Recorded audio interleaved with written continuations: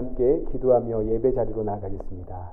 우리 기도하실 때 영광과 존귀를 받기에 합당하신 하나님, 이 시간 이곳에 임하셔서 우리의 예배 받으시옵고 우리의 삶을 다스려 주옵소서. 한 주간 지은 죄와 불순종과 연약함 용서하여 주옵시고 새 힘과 새 능력 부어 주옵소서. 우리 함께 기도하며 예배 자리로 나가겠습니다. 기도하겠습니다.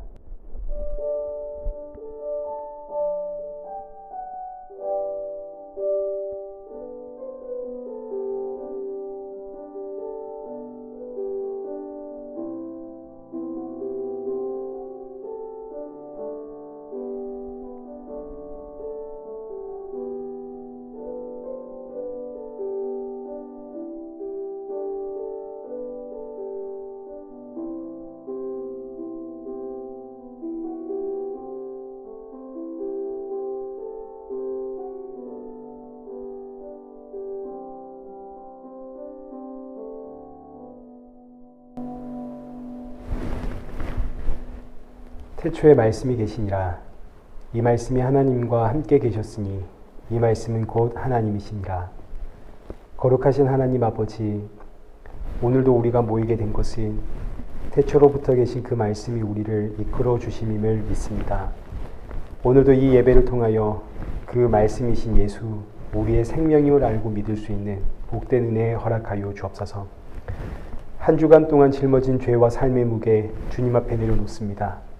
우리의 연약함과 불순종 용서하여 주옵시고 이 한 주도 우리의 삶을 오셔서 다스려 주옵소서. 우리를 대표해서 기도하시는 권사님의 기도와 그리고 오늘 우리의 예배가 주님의 기쁨이 될 줄 믿사옵고 예수님의 이름으로 기도드리옵나이다. 아멘. 이렇게 신앙 고백하시겠습니다. 전능하사 천지를 만드신 하나님 아버지를 내가 믿사오며 그 외아들 우리 주 예수 그리스도를 믿사오니 이는 성령으로 잉태하사 동정녀 마리아에게 나시고 본디오 빌라도에게 고난을 받으사 십자가에 못 박혀 죽으시고 장사한 지 사흘 만에 죽은 자 가운데서 다시 살아나시며 하늘에 오르사 전능하신 하나님 우편에 앉아 계시다가 저리로서 산자와 죽은 자를 심판하러 오시리라. 성령을 믿사오며 거룩한 공예와 성도가 서로 교통하는 것과 죄를 사하여 주시는 것과 몸이 다시 사는 것과 영원히 사는 것을 믿사옵나이다. 아멘. 이 함께 교독문 제 127번 함께 교독하시겠습니다. 여호와를 자기 하나님으로 삼은 나라 곧 하나님의 기업으로 선택된 백성은 복이 있도다.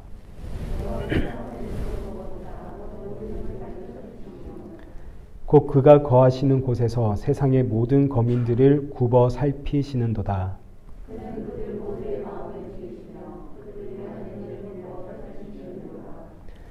많은 군대로 구원 얻은 왕이 없으며 용사가 힘이 세어도 스스로 구원하지 못하는도다.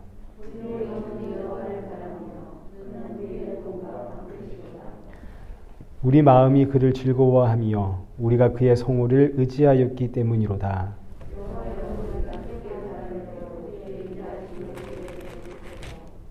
아멘. 우리 찬송가 29장 함께 찬양하겠습니다.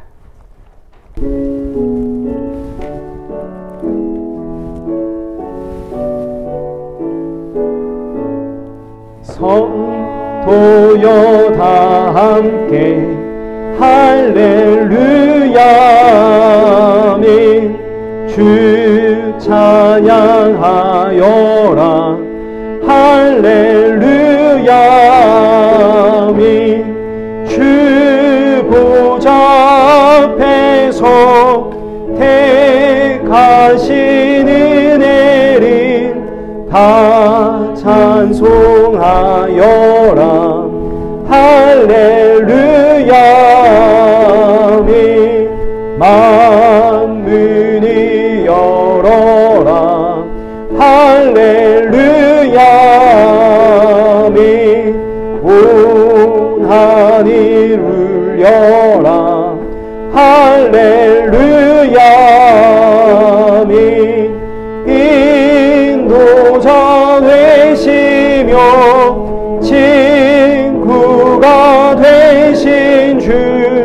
그 사랑 끝없다. 할렐루야 아멘. 주 찬양하여라. 할렐루야 아멘. 찬양은 끝없다. 할렐루야 아멘. 거룩한 집에서 준총 기리며 네 찬송 부르자. 할렐루야 아멘. 우리 오늘 보실 하나님의 말씀 요한복음 4장 19절에서 26절까지의 말씀입니다. 한 절씩 교독하시겠습니다. 여자가 이르되 주여 내가 보니 선지자로소이다.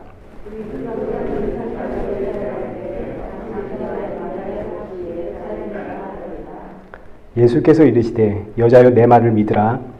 이 산에서도 말고 예루살렘에서도 말고 너희가 아버지께 예배할 때가 이르리라.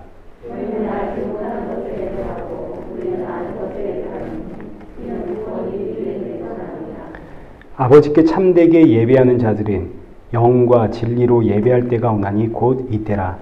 아버지께서는 자기에게 이렇게 예배하는 자들을 찾으시느니라.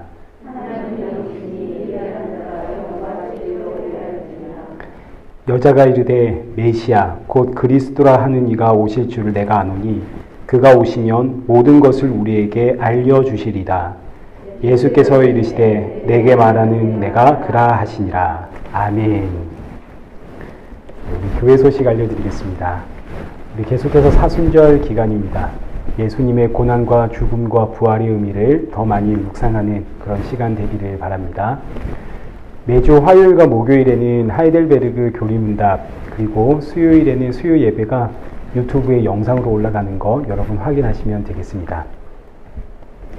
4월 둘째 주는 고난 주간이고, 그리고 4월 셋째 주는 부활 주간입니다. 이제 부활절에는 성찬식이 있을 예정이고요. 그리고 고난 주간 월화수목금은 우리 함께 줌으로 새벽 기도를 드리면 어떨까? 이제 새벽 기도가 예정되어 있습니다. 지금 우리 이 시간에는 은혜 아니면 살아갈 수가 없네, 우리 함께 찬양하시면서 준비하신 헌금 우리 하나님께 올려드리도록 하겠습니다.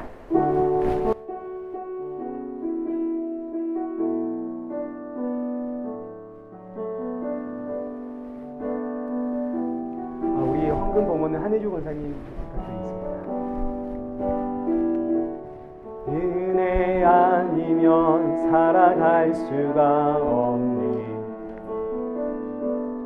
고음마저도 다 주의 것이니 세상 평안과 위로 내게 없어도 예수 오직 예수뿐이네. 크신 계획 다 볼 수도 없고 작은 고난에 지쳐도 주께 묶인 나의 모든 삶 버티고 견디게 하시네. 은혜 아니면 살아갈 수가 없네. 나의 모든 것 다 주께 맡기니 참된 평안과 위로 내게 주신 주 예수 오직 예수뿐이네. 기도하겠습니다. 살아계신 하나님 아버지, 이 시간 주님 앞에 빈손으로 나오지 않게 하시며 감사합니다. 비록 우리가 드리는 것은 작은 예물이지만, 그러나 이 예물을 준비할 때마다 날 위해 십자가에서 죽으신 그 예수 그리스도를 기억하게 하시고, 돌아가는 우리 성도들의 마음속에 예수님의 십자가 보혈만이 충만케 하여 주옵소서. 이 시간 말씀을 듣습니다. 말씀을 통해서 우리의 모습을 다시 한번 돌아보고 점검하며 이 한 주도 예수 그리스도의 보혈의 옷을 입고 살아가는 성도 되게 하시고 또 이 한 주도 십자가의 증인으로 살아갈 수 있도록 성령의 충만함 부어 주옵소서. 예수님의 이름으로 기도드리옵나이다. 아멘.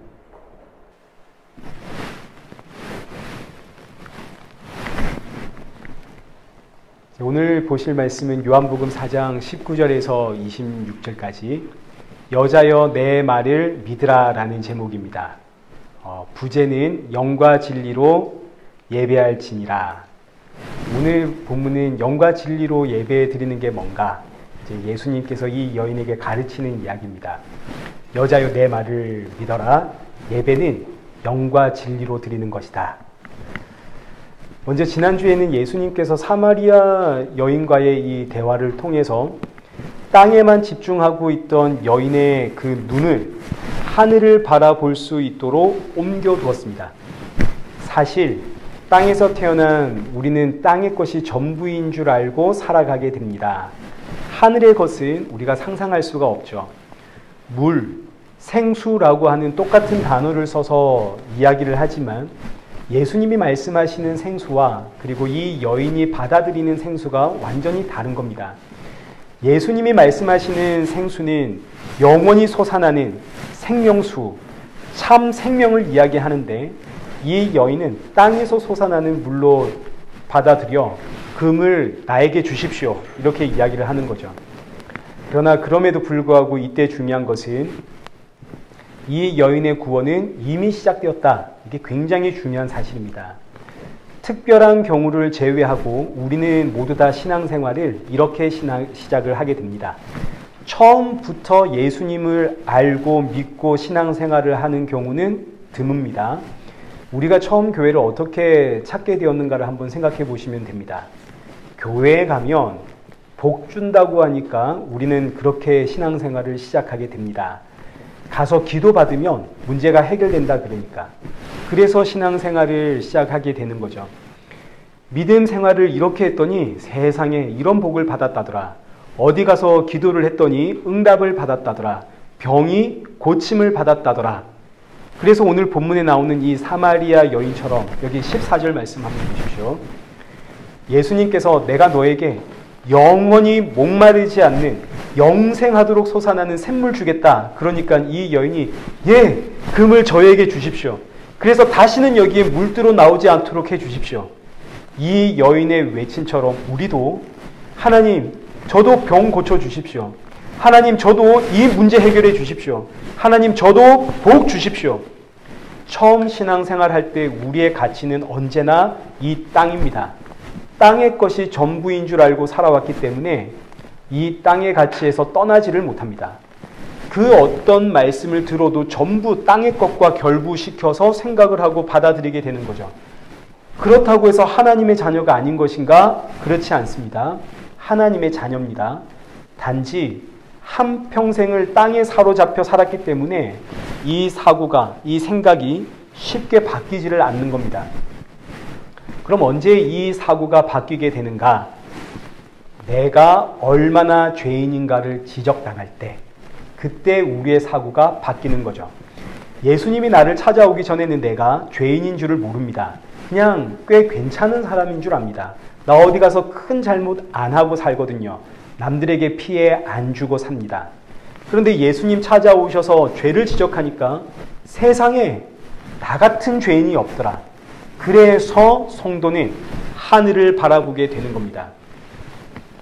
그래서 교회의 가장 중요한 사역 중에 하나가 성도들의 죄를 지적하는 것에 있습니다. 교회의 교회됨은 죄를 지적하고 폭로하는 것에 있습니다. 왜냐하면 죄를 지적하고 폭로해야만 여러분의 눈이 하늘을 바라보기 때문이죠. 죄를 지적해야만 그때 비로소 우리는 예수님의 이야기를 시작할 수가 있는 겁니다.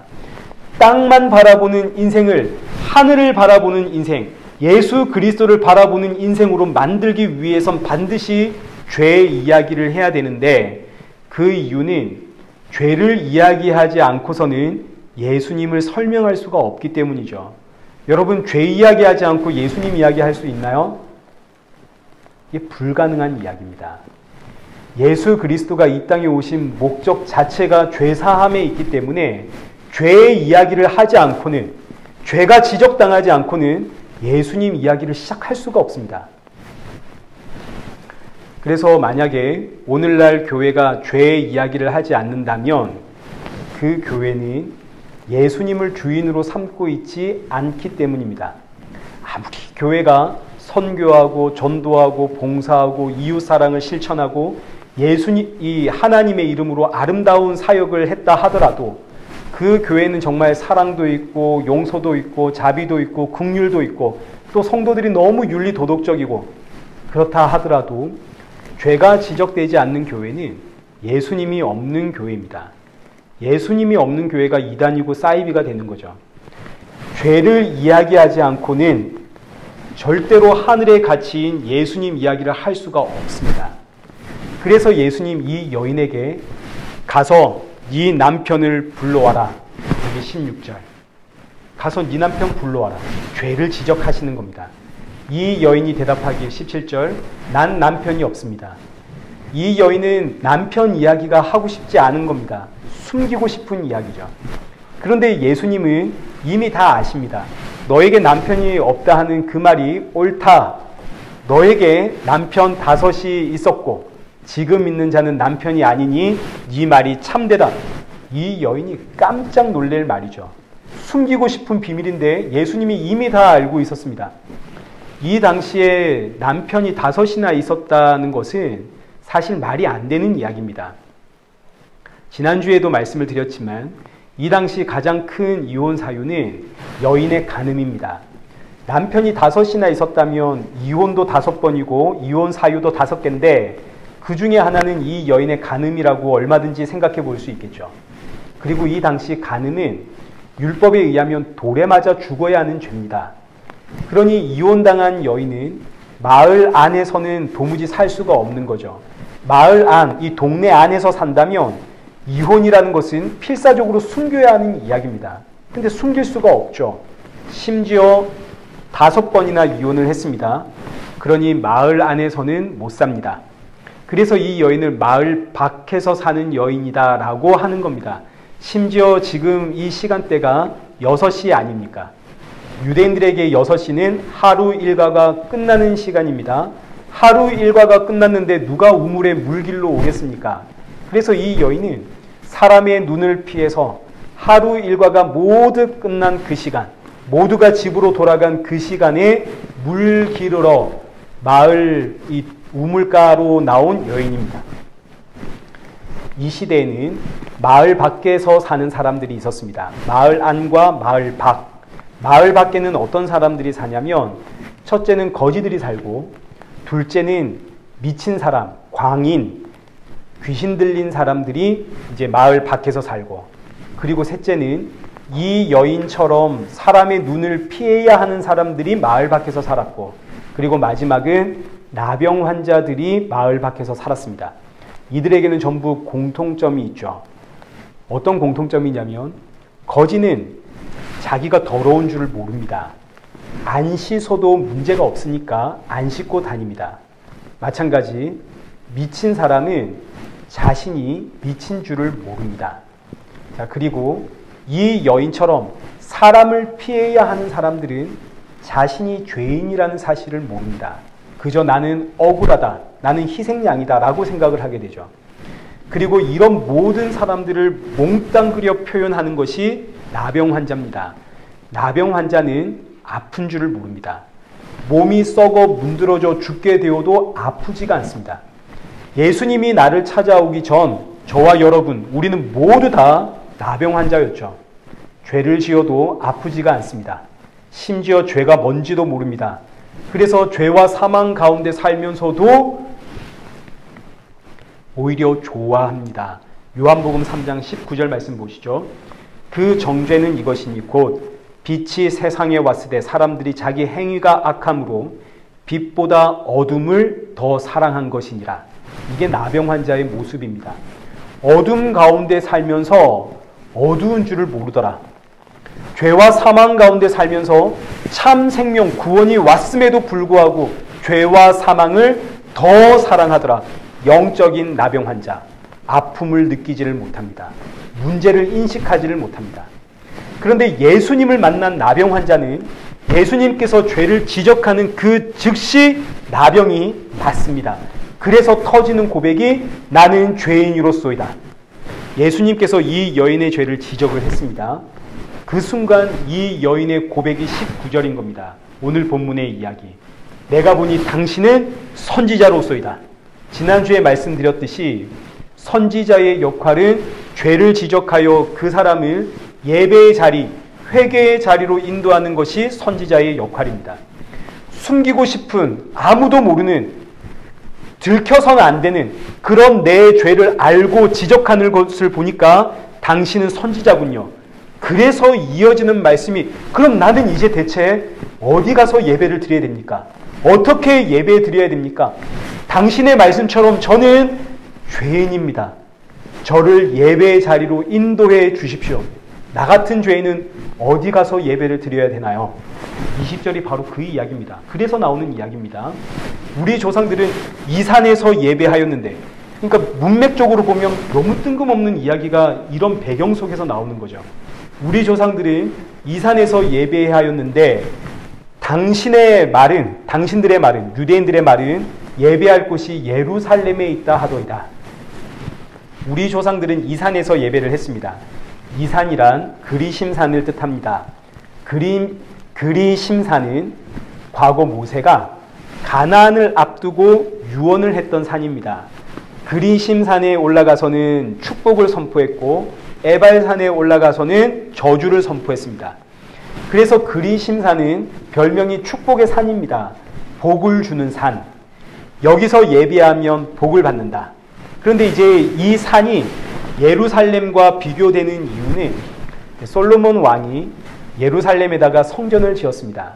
그리고 이제 모든 유대인들은 1년에 3번, 6월절, 초막절, 77절 이렇게 이제 3가지의 명절이 되면 이 성전에 모여서 어디에 있든 다 이 성전에 모여서 예배를 드려라. 근데 솔로몬 왕이 죽었습니다. 그리고 이스라엘은 남과 북으로 나뉘었죠. 북은 10지파가 모여가지고 북이스라엘이라는 이름을 가지게 되고 남은 유다와 베냐민 2지파가 모여서 남유다라는 이름을 가지게 됩니다. 이때 북이스라엘의 초대 왕이 되었던 여로보암 왕이 돌아오는 명절에 북이스라엘 백성들이 저 남유다 예루살렘 성전 가서 예배를 드리는 것이 너무너무 걱정이 된 겁니다. 아니 이들이 예배 드리러 갔다가 안 돌아오면 어떻게 하나. 나라의 국력은 국민에게서 나오는 거 아닙니까? 그래서 여로보암 왕이 야 이럴 게 아니라 우리도 성전을 만들자. 그래서 베델과 단에 제단을 쌓아서 여러분 명절에 예루살렘 성전까지 갈 필요가 없습니다. 우리에게는 그보다 훨씬 더 좋은 성전이 있는데 이곳은 모세가 축복을 선언한 그리심산입니다. 여기서 예배하는 자는 복을 받습니다. 그래서 그때부터 북이스라엘 백성들은 그리심산에서 예배를 드리기 시작을 했습니다. 그래서 하는 이야기입니다. 이 여인이 하는 말이 우리 조상들은 이 산에서 예배하였는데 이 산에서 예배하면 복 받는다 그랬는데 유대인들은 예배할 곳이 예루살렘에 있다 하더이다. 그러면 저 같은 죄인은 어디 가서 예배를 드려야 됩니까? 어디 가서 예배를 드려야 나 같은 죄인은 죄사함을 받습니까? 이 여인이 드디어 하늘의 가치를 두고 하늘의 것을 찾기 시작을 하는 겁니다. 땅의 것만 바라보던 여인이 죄가 지적당하니까 예배를 찾기 시작하는 거죠. 오늘도 수많은 사람들이 이 사마리아 여인처럼 예배의 자리를 찾아 방황하고 있습니다. 예배의 자리를 찾아 방황하는 이유는 여러 가지가 있는데 어떤 분들은 교회에서 상처를 받았기 때문에 예배의 자리를 찾아 헤매게 되고 또 어떤 분들은 이사를 했든지 어떤 지역을 옮겼을 때에 나와 같은 색깔의 교회를 찾기 위해서 방황을 하게 됩니다. 또 어떤 분들은 진짜 예배가 무엇인가 참 예배를 연구하고 탐구하고 그래서 참 예배를 찾기 위해서 이제 헤매고 방황하게 됩니다. 그런데 여러분, 성경은 예수님은 뭐라고 말씀하시는지를 보십시오. 21절입니다. 예수께서 이르시되 여자여 내 말을 믿어라. 이 산에서도 말고 예루살렘에서도 말고 너희가 아버지께 예배할 때가 이르리라. 자, 지금 이 사마리아 여인은 어디서 예배 드려야 됩니까? 장소를 찾고 교회를 찾고 있습니다. 어디서 예배를 드려야 됩니까? 어떤 예배가 진짜입니까? 어떤 예배를 드려야 죄사함을 받습니까? 이때 예수님의 말씀은 여자여 내 말을 믿으라. 그러니까 지금 이 말씀은 오늘 저와 여러분에게 주시는 말씀입니다. 우리가 여자입니다. 성별이 여자인 것이 아니라 예수님이 신부고 예수님이 신랑이고 우리는 예수님의 신부니까 그래서 여자입니다. 여자는 신부된 하나님의 백성을 통칭해서 여자라고 하는 겁니다. 우리가 여자여 내 말을 믿으라. 예배는 장소의 개념이 아니다. 어디서 예배해야 됩니까? 우리는 이 산에서 예배하고 유대인들은 저 산에서 예배해야 하는데 어떤 예배가 참된 예배고 죄사함의 예배입니까? 난 어디로 가야 됩니까? 여자여 내 말을 믿으라. 이 산도 아니고 저 산도 아니다. 예배를 찾아 방황하지 말라는 이야기입니다. 그리고 하시는 말씀이 너희가 아버지께 예배할 때가 이르리라. 너무너무 중요한 말씀입니다. 예배할 때가 옵니다. 이 의미는 그럼 지금까지 드렸던 예배는 예배라는 이야기인가요? 예배가 아니라는 이야기인가요? 이게 예배가 아니라는 이야기죠. 예배할 때가 온답니다. 그럼 지금까지 예배는 뭔가요? 어떤 연습, 예행 연습이었다. 이런 표현이 되겠죠. 그러니 이런 말씀들이 그동안 정성을 다해 예배드린 이들에게는 정말 너무너무 화가 나는 소리입니다. 그동안 내가 드렸던 모든 예배를 부정하는 이야기 아닙니까? 그러나 사실 이 의미는 예배를 부정하는 것이 아니라 지금까지 드려왔던 우리의 예배는 전부 다 참된 예배의 그림자였다. 이런 이야기입니다. 사마리아인들은 이 산에서, 유대인들은 저 산에서 예배를 드리고 있지만 그러나 그 예배는 사실 참된 예배의 그림자에 지나지 않는다. 이제 곧 참된 예배가 온다. 더 이상 그림자의 예배가 아니라 진짜 예배의 시간이 온다. 자, 그럼 이제 여기서 예배란 무엇인지를 우리가 좀 알아야겠죠. 오늘 우리가 다 예배를 드리러 이 자리에 찾아 나왔습니다. 여러분, 예배가 뭡니까? 예배를 수식하고 있는 표현들이 너무 많고 또 예배 자체를 정의하고 있는 내용들도 너무 많지만 그러나 결국 예배는 죄사함과 구원입니다. 죄사함과 구원의 연장이 예배입니다. 그래서 구약의 예배를 제사라고 표현을 하는 거죠. 제사는 제물을 드리는 예배입니다. 예배에는 반드시 제물이 있어야 한다 이거죠. 그 제물이 있어야 하는 이유는 뭔가요? 예배는 하나님께 나아가는 것인데 하나님과 교제하는 것인데 나는 죄인이기 때문에 하나님께 바로 나갈 수가 없습니다. 그래서 내 죄 문제를 먼저 해결해야 되는데 이 제물이 나의 죄 대신 피 흘려 죽음으로 그 순간 잠깐 죄사함을 받아서 하나님께 나가는 거죠. 그래서 이 예배는 참된 예배가 아니라는 이야기입니다. 예배를 드릴 때마다 제물이 필요하기 때문이죠. 그래서 구약의 예배는 그 자체가 참된 예배, 영원히 단번에 내 죄를 사해줄 그 하나님의 어린 양으로 예배드리는 그 진짜 예배를 기다리게 하는 그림자입니다. 구약의 예배가 진짜 참된 예배였다면 예수님이 이 땅에 오실 이유가 있나요, 없나요? 참된 예배는 죄사함이 있고 구원이 있는 예배입니다. 아니, 지금 내가 죄사함과 구원이 있는 참된 예배 드리고 있는데 예수님 오실 이유가 있나요, 없나요? 없죠.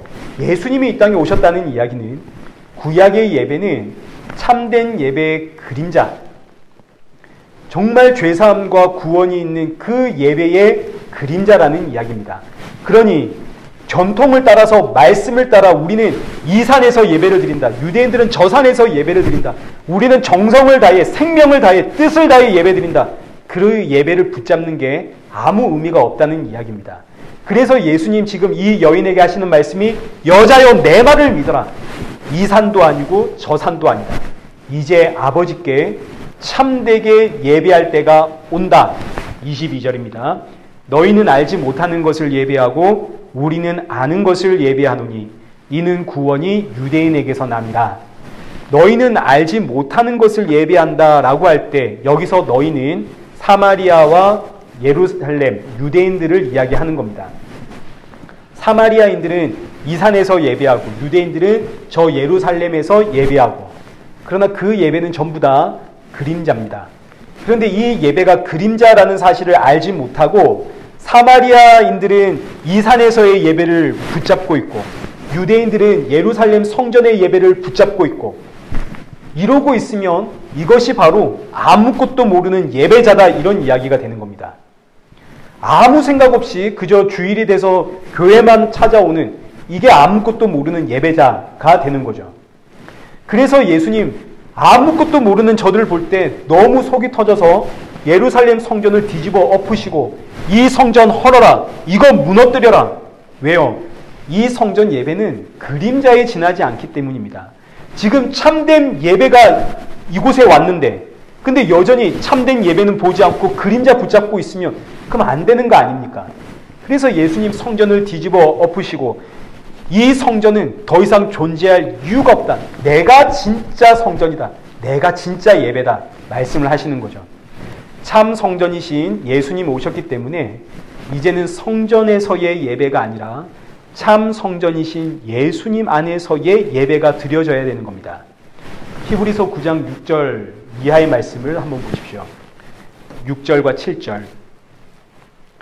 이 모든 것을 이같이 예배하였으니 제사장들이 항상 첫 장막에 들어가 섬기는 예식을 행하고 오직 둘째 장막은 대제사장이 홀로 1년에 한 번 들어가되 자기와 백성의 허물을 위하여 드리는 피 없이는 아니하나니. 여기서 이제 첫 장막과 둘째 장막이 나오는데 이게 지금 전부 예루살렘 성전에 대한 이야기입니다. 예루살렘 성전은 크게 첫 번째 장막과 두 번째 장막으로 나뉘게 되는데 첫 번째 장막을 성소라고 하고 둘째 장막을 지성소라고 합니다. 첫 번째 장막인 성소에서는 날마다 아침 저녁으로 피 흘림의 속죄 예배가 드려지는데, 아침과 저녁으로 속죄의 예배를 드리는 이유는 사람은 아침부터 저녁까지 뭐만 짓기 때문에, 죄만 짓기 때문에, 그래서 저녁에 예배를 드리는 겁니다. 그럼 아침에 예배 드리는 이유는 뭔가요? 하루의 시작을 예배로 시작한다, 이런 의미가 아니라 사람은 자는 시간조차 죄 가운데 있기 때문에 아침에 눈 뜨자마자 피 흘림의 속죄 예배를 드리는 겁니다. 그러니까 이 의미는 성소에서 24시간 아침 저녁으로 예배가 드려지는 이유는 사람은 24시간 내내 죄 가운데 있다는 뜻이고 죄와 사망이라는 세상 가운데 살고 있기 때문에 자는 순간조차 죄에서 벗어나지 못하는 인생이기에 그래서 아침 저녁으로 제사를 드리는 겁니다. 자, 그리고 둘째 장막인 지성소는 1년에 딱 한 번 대제사장이 어린 양의 피를 의지하여 들어가 온 백성의 죄를 속죄하기 위하여 피 흘림의 예배를 드리는 곳이 이 둘째 장막 지성소입니다. 그러니까 보십시오. 결국 예배는 뭡니까? 결국 예배는 그 어떤 이야기를 갖다 붙여도 사실은 죄사함과 구원이 예배입니다. 자, 그런데 이때 이렇게 예배에 제물 잡아야 하는 이유, 이제 또 8절을 한번 보십시오. 성령이 이로써 보이신 것은 첫 장막이 서 있을 동안에는 성소에 들어갈 길이 아직 나타나지 아니한 것이라. 자, 지금 예배 시간마다 이렇게 죄사함의 제물을 잡아 죽여야 되는 이유는 아직 하나님께 나아갈 길이 나타나질 않았기 때문이라 그럽니다.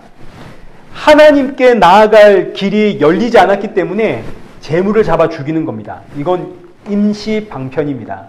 그러나 장차 우리를 하나님께로 인도할 참 제물이 오십니다. 그때까지 드리는 그림자의 역할을 이 제물이 하는 거죠. 성전 예배는 참된 예배의 그림자입니다. 참 예배는 진짜 제물이 오셔야만 참된 예배가 될 수가 있는 겁니다. 그래서 이제 9절 보십시오. 이 장막은 현재까지의 비유니 이에 따라 드리는 예물과 제사는 섬기는 자를 그 양심상 온전하게 할 수 없다. 지금 이 예루살렘 성전은 하나의 비유, 하나의 그림자로서 성전 예배는 저와 여러분을 온전하게 할 수가 없다 그럽니다. 예배가 온전해지려면 참된 제물이 먼저 와야 됩니다. 그래서 성전 예배는 우리를 온전하게 하실 그 참된 제물을 사모하며 기다리게 하는 역할을 하는 겁니다. 그리고 드디어 우리를 온전하게 할 하나님께 나아갈 그 길을 여시는 참 제물이 이 땅에 왔습니다. 그 제물이 왔기 때문에 우리는 이제 참된 예배를 드릴 수 있는 거죠. 그럼 그 제물은 무엇인가? 11절 보십시오. 그리스도께서는 장래 좋은 일의 대제사장으로 오사 손으로 짓지 아니한 것 곧 이 창조에 속하지 아니한 더 크고 온전한 장막으로 말미암아. 지금 참된 제물이 오셨는데 그분이 바로 예수님이라는 이야기입니다. 이분은 참된 제물만 되신 것이 아니라 참 제사장으로 이 땅에 오셨고 참 성전으로 이 땅에 오셨습니다. 예수님이 오시기 전까지의 예배는 전부 그림자입니다. 그 예배는 아무리 정성을 다해 예배를 드려도, 뜻을 다해 예배를 드려도 나를 온전하게 할 수가 없는 예배입니다. 나를 온전하게 할 수가 없으니까 하나님께서 그 예배 받으실까요? 안 받으실까요? 못 받죠. 하나님은 거룩하신 분인데 어떻게 그 예배를 받겠습니까?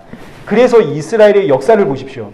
구약에 기록된 이스라엘의 역사, 예루살렘 성전에서 그렇게 정성을 다해, 뜻을 다해, 마음을 다해 예배드리지만 이스라엘의 역사는 끊임없이 하나님으로부터 심판, 심지어 결국에는 하나님께서 그 성전까지 무너뜨리시고 이스라엘 백성들의 나라를 완전히 흩어버립니다. 왜일까요? 성전 예배는 참된 예배의 그림자로서 참된 예배를 사모하게 하는 역할을 하는 것인데 이스라엘 백성들은 참된 예배를 사모하는 것이 아니라 그림자 붙잡고 이 그림자가 마치 참된 예배인 양 하나님 앞에 예배하고 있으니 이게 결국은 우상 숭배가 되는 겁니다. 이는 앞서 말씀드린 예수님 없는 예배와 같은 맥락입니다. 예수님이 교회의 머리이시고 교회의 주인이신데 예수님이 없는 교회. 그럼 그 예배는 아무리 뜻을 다해 정성을 다해 마음을 다해 드려도 우상 숭배가 되는 거죠. 그래서 이스라엘 민족의 역사는 예배 드리면서 정말 간절히 정성을 다해 예배 드리면서 매맞는 역사로 끝나는 겁니다. 예수님이 대제사장이 되어 이 땅에 오셨습니다. 성전으로 오셨습니다. 그리고 12절 염소와 송아지의 피로 하지 아니하고 오직 자기의 피로 영원한 속죄를 이루사 단번에 성소에 들어가셨느니라. 예수님이 친히 자기 피로 영원한 속죄를 단번에 이루어 이제 성도는 그 예수 그리스도의 피를 의지하여 단번에 성소가 하나님이 계시는 곳이라는 뜻입니다. 그 하나님께로 나아갈 수 있게 되었습니다. 이게 바로 참된 예배입니다. 예수 그리스도의 그 십자가의 보혈 의지하며 드리는 예배, 이 예배가 참된 예배. 그래서 지금은 제사를 안 드리죠. 왜 제사 안 드리나요? 예배는 반드시 제사가 필요한데 이제는 제사를 드리지 않는 이유는 예수님께서 영원한 제물이 되어 단번에 모든 것을 완성하셨기 때문입니다. 그럼 이제 우리는 예배 시간에 뭐만 의지하며 나오면 되나요? 예수 그리스도의 보혈의 피만 의지하며 나오면 되는 거죠. 그런데 예배 시간에 그 예수 그리스도의 보혈의 피 의지하지 않고 나오면 그게 뭐가 되겠습니까? 우상 숭배가 되는 겁니다. 그 예배는 하나님을 기쁘게 할 수 없습니다. 여러분이 아무리 간절한 진심을 가지고 왔다 하더라도 예수 보혈 의지하고 나오지 않으면 아무 의미가 없는 것이 되는 거죠. 예배가 아닌 겁니다. 그래서 이제 이어지는 본문의 말씀 22절. 구원이 유대인에게서 난다. 여기서 이 말씀이 야곱의 예언을 이제 인용한 말씀인데 창세기 49장을 보시면 야곱이 메시아 예언을 하게 됩니다. 8절 보시죠. 유다야 너는 내 형제의 찬송이 될지라 내 손이 내 원수의 목을 잡을 것이고 내 아버지의 아들들이 네 앞에 절하리로다. 지금 이 한 구절만 봐도 벌써 예수님의 십자가의 사건이 이제 눈에 보입니다. 자, 그리고 이제 이어지는 말씀들 여기 없지만 집에 가서 한번 찾아보십시오. 창세기 49장 8절 이하에 유다가 통치자의 지팡이를 들게 되고 포도나무를 지키고 그 포도주로 옷을 빠는 이야기들이 쭉 나옵니다. 이 말씀들이 전부 메시아 예언의 말씀들인데 예수님께서 지금 이 말씀을 인용을 해서 여기 29절 구원은 유대인에게서 난다. 이 의미는 메시아가 와야 참된 예배를 드릴 수 있다. 이런 이야기입니다. 너희는 알지 못하는 것을 예배하고 우리는 아는 것을 예배하는데 그 아는 것이 뭐냐? 메시아가 오셔야 참된 예배를 드릴 수 있다. 우리는 이 사실을 안다. 그리고 이어지는 말씀이 23절. 아버지께 참되게 예배하는 자들은 영과 진리로 예배할 때가 오나니 곧 이때라. 아버지께서는 자기에게 이렇게 예배하는 자들을 찾으시느니라. 자, 지금 어디서 예배 드려야 됩니까? 나 같은 죄인은 대체 어디 가서 예배를 드려야 됩니까? 이렇게 묻고 있는 사마리아 여인에게 예수님은 예배란 장소의 문제가 아니라 이제 곧 진짜 예배할 때가 오는데 참된 예배는 영과 진리로 예배하는 것이다. 그럼 이제 우리는 영과 진리가 뭔지를 알아야겠죠. 옛날 성경에는 이 영과 진리로 예배해라 이 말씀을 신령과 진정으로 예배해라 라고 번역을 했습니다. 근데 이 번역이 성도들에게 자꾸 오해를 주는 거죠. 신령과 진정으로 예배를 드려라 이러니까 자꾸 그래 예배는 마음을 다해 뜻을 다해 힘을 다해 정성을 다해 드리는 나의 어떤 노력과 정성과 의지와 결단과 나의 어떤 거룩함과 나의 그런 진심 이걸로 드리는 게 신령과 진정의 예배다. 이런 생각을 자꾸 가지게 되는 겁니다. 우리가 죄인이기 때문에 자꾸 우리는 내 것으로 하나님께 나아가려는 그런 본성이 있습니다. 그래서 이제 개역 개정판에서는 이 번역에 좀 더 신중하게 해야겠다. 그래서 신령과 진정이 아니라 이제 이 단어를 버리고 영과 진리로 드리는 것이다. 이렇게 번역을 했습니다. 영과 진리로 드리는 예배. 이 번역이 훨씬 원문에 가까운 번역인 거죠. 영과 진리의 예배. 물론 성도가 예배의 자리를 찾아 나올 때는 정말 그 주를 향한 간절한 마음, 뜨거운 열심, 그 사랑과 진심 어린 마음, 그리고 예배를 통해서 어떤 결단과 다짐을 하기 위한 그런 정성을 가지고 이 예배의 자리를 찾아 나오게 되는데 여러분도 그런 마음으로 지금 이 자리에 오셨고 저 역시 그런 마음으로 예배를 준비했고 예배 자리에 나왔습니다. 그러나 이런 마음은 우리가 영과 진리의 예배자가 되었기 때문에 나오는 현상인 것이지 이 현상을 가지고 예배드리는 것은 아닙니다. 우리의 예배는 언제나 영과 진리의 예배가 되어야 됩니다.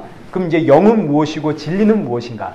이어지는 말씀에 영이 무엇인지를 우리에게 알려줍니다. 24절 보십시오. 하나님은 영이시니 누가 영이라고요? 하나님이 영입니다. 영은 하나님의 속성입니다. 사람은 영이 아닙니다. 사람은 영이 될 수도 없습니다. 영은 오직 하나님이십니다. 하나님은 영이시니 하나님만 영이시다. 그래서 영이라는 이 단어는 하나님의 신성을 뜻하는 표현이고 영이라는 단어 자체가 스스로 계신다라는 뜻을 가지고 있습니다. 이 세상은 보이지 않는 것을 영이라고 이야기하는데 보이지 않는 것은 영이 아니라 사실 뭔가 마땅히 표현할 방법이 없어서 영이라고 쓰고 있지만 사실 우리 눈에 안 보일 뿐 전부 하나님의 피조물입니다. 영이란 스스로 존재한다는 뜻을 가지고 있기 때문에 하나님만이 영이시고 하나님은 영이시기 때문에 영적인 예배만 받으십니다. 근데 사람은 영이 아닙니다. 사람은 육입니다. 그러니 사람에게서 나오는 모든 예배는 전부 다 육적인 예배입니다. 우리가 예배를 준비하고 예배를 사모하는 그 간절한 마음들은 전부 우리 안에서 나오는 육적인 거 아닙니까? 그러니 우리가 아무리 정성을 다해 열정을 다해 헌신을 다해 예배를 드려도 이건 육적 예배이기 때문에 하나님이 안 받습니다. 하나님은 오직 영적 예배만 받으십니다. 그럼 우리가 어떻게 하나님 앞에 영적 예배를 드릴 수 있나요? 불가능한 이야기입니다. 우리는 육 아닙니까? 그래서 누가 오셨나요? 그래서 하나님의 영 성령이 오신 겁니다. 하나님의 영이 나를 찾아와서 내 안에 내재하고 계시기에 비록 우리는 육적 예배를 준비하여 드리지만 그러나 하나님의 영이 내 안에 있기 때문에 나의 예배가 영적인 예배가 되는 겁니다. 따라서 영으로 예배 드린다는 의미는 하나님의 영이 임했다는 뜻입니다. 성령 강림을 이야기하는 거죠. 그리고 이 성령 강림이 있기 위해서 예수님의 십자가 사건이 있어야 되는 겁니다. 그래서 예배할 때가 오나니 이렇게 예수님 표현하시는 겁니다. 그리고 두 번째, 진리로 예배한다. 진리가 뭔가요? 요한복음 14장 6절 보십시오. 예수께서 이르시되 내가 곧 길이요 진리요 생명이니. 진리는 뭡니까? 여러분, 예수님이 진리입니다. 이 땅에는 진리가 없죠. 다 상대적입니다. 예수님만이 진리입니다. 그러니 진리로 드리는 예배란 곧 예수님으로 드리는 예배, 예수 그리스도 안에서 드리는 예배. 그럼 이제 영과 진리의 예배를 합쳐 보십시오. 답이 나오죠. 영과 진리의 예배란 하나님의 영이 임하여 진리이신 예수 그리스도 안에서 드리는 예배, 진리가 되시는 예수 그리스도의 그 십자가 보혈 의지하고 드리는 예배, 이게 바로 참된 예배라는 뜻입니다. 사마리아 여인이 어디서 예배를 드려야 하는지를 묻습니다. 이 산입니까? 저 산입니까? 어디로 가야 됩니까? 오늘날 수많은 성도들이 여러 가지 이유로 교회를 찾아 헤맵니다. 이 교회를 가야 되나? 저 교회를 가야 되나? 사랑하는 성도 여러분, 예수님의 말씀을 들으십시오. 21절에 여자여 내 말을 들으라. 내 말을 믿으라. 이 산도 아니고 저 산도 아니다. 이 교회도 아니고 저 교회도 아니다. 내 말을 믿으라. 24절 하나님은 영이시니 예배하는 자는 영과 진리로 예배할지니라. 장소 찾지 말고 내가 지금 영과 진리로 예배하고 있는가를 돌아보라는 이야기입니다. 나는 지금 하나님의 영에 붙잡혀 예수 그리스도의 십자가 보혈 의지하며 예배드리고 있는가, 이거 점검하라는 거죠. 하나님은 이렇게 예배하는 자들을 찾으시는 겁니다. 구약시대는 이렇게 예배하는 자가 없어서 늘 메맞습니다. 예레미야 5장 1절 한번 보십시오. 너희는 예루살렘 거리로 빨리 다니며 그 넓은 거리에서 찾아보고 알라. 너희가 만일 정의를 행하며 진리를 구하는 자를 한 사람이라도 찾으면 내가 이 성읍 용서하리라. 하나님께서 이스라엘 백성들의 그 악함과 어리석음을 보시고 하신 말씀이 예루살렘 이 큰 성읍에 정의와 진리로 예배하는 자, 이제 오늘 본문식으로 표현하자면 영과 진리로 예배하는 자, 그 사람이 단 한 사람이라도 있다면 내가 전부 용서하겠다. 그런데 그렇게 예배드리는 자가 한 사람도 없습니다. 그래서 하나님이 오신 겁니다. 영과 진리로 예배하는 자가 한 사람이라도 있다면 하나님이 심판하지 않을 것인데 그 한 사람이 없어서 모두가 다 심판을 받게 생겼습니다. 그래서 하나님이 자기 백성을 살리기 위해 친히 그 한 사람으로 이 땅에 오셔서 십자가에 피 흘려 죽으심으로 자기 백성들을 살리신 이후에 이제는 영으로 자기 백성들 안으로 찾아가 참 진리이신 예수 그리스도의 보혈 의지하며 예배드리는 예배자가 되게 만들었습니다. 그래서 오늘 우리가 살고 있는 이 시대가 얼마나 복된 시대인지 고린도후서 6장 2절의 말씀처럼 지금은 은혜 받을 만한 때요, 지금은 구원의 날입니다. 예수님이 오셨기 때문이죠. 이제 우리는 하나님이 찾으시는 그 예배자가 된 겁니다. 영과 진리로 예배하는 그 한 사람이 되었습니다. 내 안에 누가 오셨기 때문에, 예수님이 오셨기 때문에. 그래서 이제 하나님은 저와 여러분의 예배를 기쁘게 받으십니다. 우리의 예배가 이제 영과 진리의 예배가 되었기 때문이죠. 하나님의 영 의지하고 예수 그리스도 안에서 예수 보혈로 예배하는 예배자, 하나님이 너무너무 기뻐하십니다. 우리의 공로, 우리의 열정, 우리의 정성을 하나님이 기뻐하시는 게 아닙니다. 예수님의 보혈 의지하며 나왔기에 기뻐하십니다. 그래서 이 예배를 참된 예배라 부릅니다. 앞서 예배는 죄사함과 구원이 그 핵심이라고 말씀을 드렸습니다. 예수 그리스도의 보혈 의지하는 예배가 죄사함의 예배고 구원의 예배가 됩니다. 왜냐하면 예수님의 보혈을 의지한다는 것 자체가 내가 죄인이라는 사실을 안다는 이야기입니다. 나는 죄인이기 때문에 오직 예수 보혈만이 나의 죄사함이고 나의 구원입니다. 이 고백을 가지고 드리는 예배가 하나님이 기뻐하시는 예배요, 참된 예배가 되는 거죠. 이런 예배자가 되시길 축복합니다. 말씀 맺겠습니다. 하나님께서 이 여인에게 예배가 무엇인지를 알려주었습니다.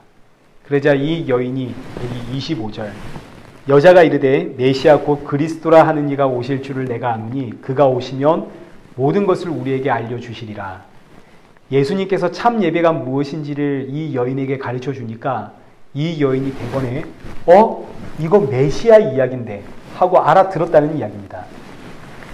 구약 성경을 통해서 그동안 선지자들을 통해서 배워왔던 말씀, 참된 예배를 알려주고 가르쳐 주시는 분은 메시아의 사역인데, 그래서 이 여인이 이거 메시아가 하시는 일 아닙니까? 이거 그리스도가 하시는 일 아닙니까? 이때 예수님이 하시는 말씀이 26절 예수께서 이르시되 내게 말하는 내가 그라. 이 표현이 정말 정통 유대인들에게는 까무러칠 만큼 화가 나는 말씀입니다. 그래서 예수님이 십자가에 달려 죽게 되는 거죠. 왜냐하면 지금 이 표현은 두 가지의 의미를 담고 있는데, 여기서 내가 그라, 이 말씀은 문장의 흐름상으로 보자면 내가 바로 네가 말한 그 메시아다, 내가 바로 그리스도다 라는 뜻이 되는 것이고, 동시에 내가 그다 라는 이 단어는 이제 에고 에이미라고 해서 나는 나다, 히브리어로 이 단어를 직역해서 부르게 되면 야훼, 여호와가 됩니다. 과거 하나님께서 불붙은 떨기나무 아래에서 모세가 당신의 이름을 뭐라고 해야 합니까? 그때 하나님이 모세에게 알려주신 그 여호와의 이름이 나는 스스로 있는 자다, 에고 에이미, 나는 나다. 이 단어를 그대로 읽으면 야훼, 여호와가 되는 거죠. 자, 그러면 지금 예수님이 이 여인에게 내가 그다, 뭐라는 이야기입니까? 단순히 메시아를 넘어서 내가 바로 너의 하나님 여호와다, 이 이야기를 하는 겁니다. 여호와 하나님이 사마리아 여인 만나러 여기 오셨다는 이야기가 되는 것이고, 여호와 하나님이 나를 만나기 위해 여기 오셨다는 이야기가 되는 거죠. 이 여인은 자신의 인생을 사람들에게 들키면 안 되는 여인입니다. 들키면 돌에 맞아 죽습니다. 끝까지 숨겨야 됩니다. 드러낼 것도 없고 자랑할 것도 없고 내세울 것도 없는, 그저 사람들의 눈치를 보며 이리저리 피하며 다녀야 되는 그런 인생입니다. 모두의 눈을 피해서 하루 일과가 다 끝난 시간, 남들의 눈을 피해 물길로 나온 여인입니다. 누구 하나 이 여인 이해해주는 사람 없고 나를 위로해주는 사람도 없는 외로운 여인입니다. 근데 이 여인을 누가 찾아왔냐면 여호와 하나님이 찾아오셨습니다. 그 거룩하고 존귀하신 하나님, 죄를 미워하시고 심판하시는 하나님이 세상에 나를 찾아오셨는데, 나를 심판하러 찾아오신 것도 아니고 돌로 치려고 찾아오신 것도 아니고 정죄하고 비난하려고 찾아오신 것도 아닙니다. 내 행함과 내 삶의 형편과 내 처지와 나의 악함과 나의 죄악됨 다 아시면서도 너는 내 자녀다 말씀하기 위해서 나를 찾아오셨습니다. 세상 모두가 나를 손가락질하는데 그 거룩하신 하나님은 나를 안아주기 위해 오셨고 나를 품어주기 위해 오셨습니다. 나를 대신해 죽기 위해 오셨고 나를 하나님의 나라로 인도하기 위해 오셨습니다. 그 하나님이 오늘 지금 이 예배의 자리, 이 우물가에 여러분 만나러 오셨죠. 사랑하는 성도 여러분, 나를 아시면서도 나를 안아주고 위로하고 나를 품어주시는 그 예수님 만나고 돌아가십시오. 예배는 장소의 문제가 아닙니다. 예배는 교회의 문제도 아닙니다. 그곳이 어디든 나를 만나러 찾아오신 그 예수님을 만나는 그 시간이 예배의 시간이고, 그 예배가 참된 예배입니다. 날마다 여러분의 삶 가운데 참된 예배가 있기를 축원합니다.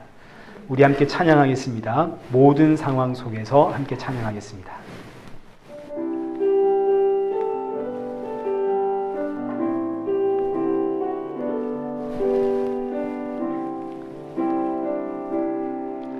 모든 상황 속에서 주를 찬양할지라.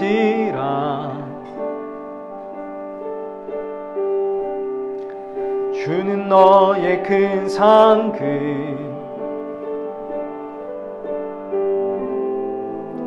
큰 도움이시라. 주의 얼굴 구할 때 주의 얼굴 구할 때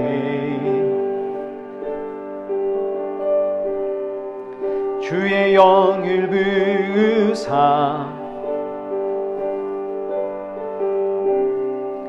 크신 사랑 안에서 주를 보게 하소서.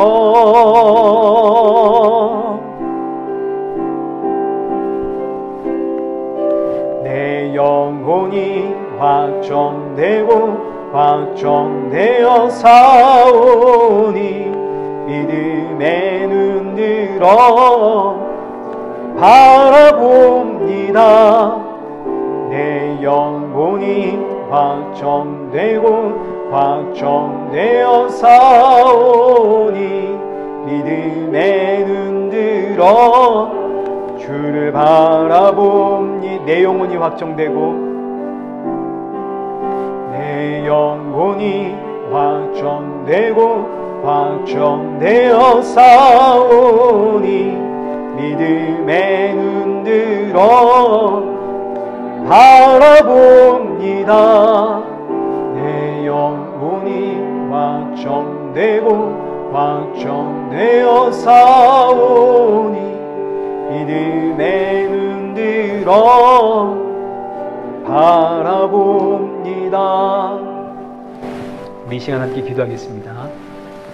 우리 시간 기도하실 때 사마리아 여인 찾아오신 분은 단순한 사람이 아니라 여호와 하나님이십니다.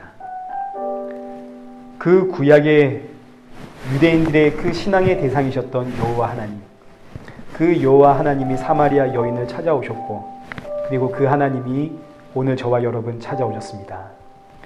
나를 찾아오신 하나님은 나를 정죄하고 비난하러 오신 분이 아니라 나를 품기 위해 오셨고 안아주기 위해 오셨고 하나님의 나라로 인도하기 위해 오셨습니다. 그리고 그분이 예수님이십니다. 예수님이 나의 위로고 나의 안식이 되시죠. 우리 이 시간 힘들고 지치는 모든 상황 속에서 예수님이 나를 찾아오셨다는 이 사실 하나에 위로를 받고 안식을 누리고 평화를 누리는 그런 성도가 되어지기를, 날마다 이 은혜가 충만하여 감사하며 살아가는 성도 되어지기를, 그리고 내가 받은 이 귀한 사랑과 은혜를 증거하며 살아가는, 사랑하는 내 가족과 이웃들도 예수님 만나서 나와 같은 사랑과 은혜를 증거하며 교제하는 그날이 오기를, 우리 이 시간 함께 이 모든 내용들을 붙잡고 우리 기도의 자리로 나아가도록 하겠습니다. 기도하겠습니다.